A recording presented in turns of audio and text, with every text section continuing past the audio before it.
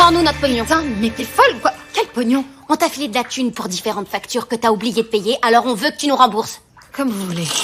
Debbie s'est avancée et a fermé le robinet. Elle montrait clairement à Fiona que sans remboursement, pas d'eau. Debbie se souvenait parfaitement qu'ils avaient donné de l'argent à Fiona 3 mois de suite pour payer l'eau. Mais Fiona n'avait pas payé un seul centime. T'as qu'à faire la somme de tout l'argent que je te dois sur les 3 derniers mois, et tu la soustrais du montant que vous me devez tous à moi pour les dernières 18 années. Et une fois que j'aurai utilisé toute l'eau que ça m'autorise à utiliser dans à peu près, j'en sais rien, genre 20 ou 30 ans, alors tu pourras me parler de ce que je vous dois.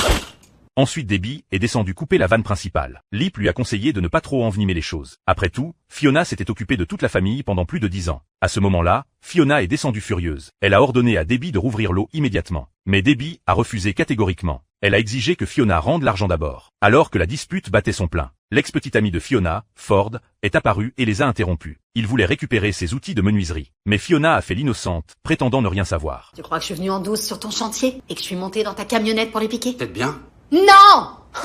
Tu te prends vraiment pas pour de la merde? Ford a continué à demander où étaient ses outils. Fiona a maintenu qu'elle ne savait rien. C'est alors que Ford a remarqué le couteau de cuisine dans la main de Debbie. Il a décidé de partir. Mais Fiona l'a poursuivi dehors en l'insultant. Merci. Je vous invite pour le petit déj chez Patsy quand j'aurai fini ma douche. Non, pas de pognon, pas de douche. Oh, nom de Dieu.